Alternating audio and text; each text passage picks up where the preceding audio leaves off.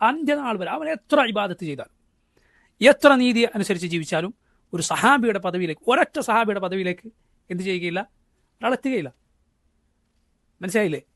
കാരണം എന്താണ്? അവരെ അള്ളാഹു സുബ്ഹാനഹു വ തആല തെരഞ്ഞെടുത്തിരിക്കുന്നു. ആ കണ്ണുകൾ റസൂലുള്ളാഹി സ്വല്ലല്ലാഹു അലൈഹി വസല്ലമയുടെ നബിയെ കണ്ട കണ്ണുകളാണ്. റസൂലുള്ളാഹി സ്വല്ലല്ലാഹു അലൈഹി വസല്ലമയുടെ ശബ്ദം കേട്ട കാതുകളാണ്. അള്ളാഹുവിൻ്റെ റസൂൽ സ്വല്ലല്ലാഹു അലൈഹി വസല്ലമയുടെ കൂടെ പോരാടിയവരാണവർ. നിങ്ങൾ കേട്ടിട്ടില്ലേ ഇമാം അഹ്മദിനോട് ഒരാൾ ചോദിച്ചത്?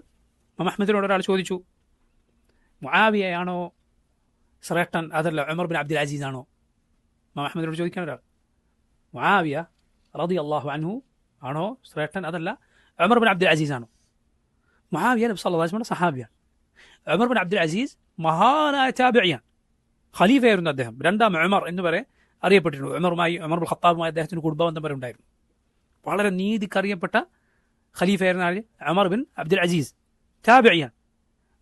അങ്ങേറ്റത്തെ ശ്രേഷ്ഠത്തൊക്കെ അറിയപ്പെട്ടതാണ്. ഇമാം അഹ്മദിനോട് ഒരാൾ ചോദിച്ചു, മുആവിയാണോ ശ്രേഷ്ഠൻ അതല്ല ഉമർ ബിൻ അബ്ദുൽ അസീസ് ആണോ?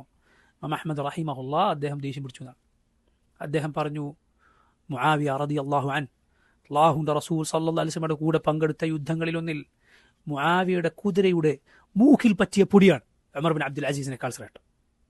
ലാ ഇലാഹ ഇല്ലല്ലാഹ്. ആലോചിച്ച് നോക്കുക ആ വാക്ക്.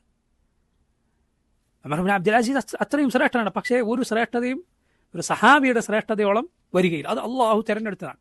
ഇനി അന്ത്യനാൾ വരെ ഒരാൾക്കും ആ പദവിയിൽ എത്തിപ്പെടുക സാധ്യം. അത് കഴിഞ്ഞുപോയി. തിൽക ഉമ്മത്തുൻ ഖദ് ഖലത്ത്.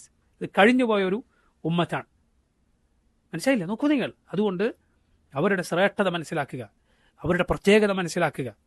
അള്ളാഹു റബ്ബുൽ ആലമീൻ സാക്ഷ്യപ്പെടുത്തിയതാണ് അവരുടെ പ്രത്യേകത. അള്ളാഹു പറഞ്ഞു സൂറത്തു തൗബയിലെ 100-ാമത്തെ ആയത്ത്, വസ്സാബിഖൂനൽ അവ്വലൂന മിനൽ മുഹാജിരീന വൽ അൻസാർ വല്ലദീന ഇത്തബഊഹും ബിഇഹ്സാൻ റളിയല്ലാഹു അൻഹും വറദു അൻഹു വഅദ്ദ ലഹും ജന്നാത്തിൻ തജ്രി തഹ്തഹാ അൽ അൻഹാറു ഖാലിദീന ഫീഹാ അബദാ ദാലികൽ ഫൗസുൽ അളീം.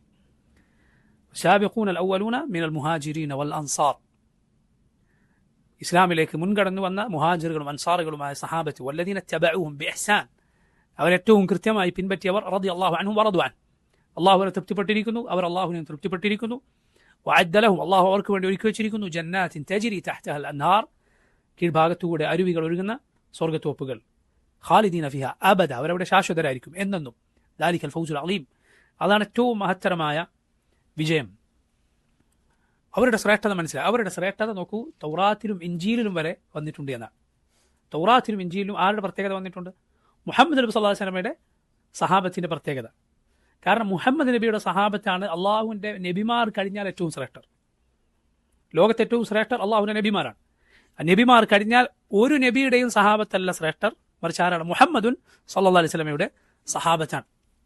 അതുകൊണ്ടാണ് പല പണ്ഡിതന്മാരും പറഞ്ഞിട്ടുള്ളത്, റാഫിദികൾ, സഹാബത്തിനെ ചീത്ത വിളിക്കുന്നവർ യഹൂദി നസ്രാനികളെക്കാൾ മോശക്കാരാണ്. എന്തുകൊണ്ട്? കാരണം നിങ്ങളൊരു യഹൂദിയോട് പോയി ചോദിച്ചു നോക്കൂ, ഒരു ജൂതനോട് പോയി ചോദിച്ചു നോക്കൂ, നിങ്ങളുടെ ഉമ്മത്തിൽ ഏറ്റവും ശ്രേഷ്ഠരാരാണ്? അവൻ പറയും, മൂസാ നബിയുടെ കൂടെ ഉണ്ടായിരുന്ന മൂസാ നബിയുടെ കൂട്ടുകാരാണ്. ഒരു നസ്രാനിയോട് പോയി ചോദിച്ചു നോക്കൂ, നിങ്ങളുടെ ഉമ്മത്തിൽ ഏറ്റവും ശ്രേഷ്ഠരാരാണ്?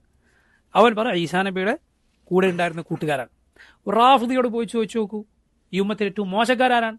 അവർ നബി സല്ലല്ലാഹു അലൈഹി വസല്ലമയുടെ സഹാബത്തിന്റെ പേര് പറയും. അത് ഈ അർത്ഥത്തിൽ റാഫിദികൾ യഹൂദി നസ്രാനികളെക്കാൾ പഴച്ചവനാണ് എന്ന് അഹ്ലുസുന്നത്തിന്റെ പണ്ഡിതന്മാർ പറഞ്ഞത് കാണാം.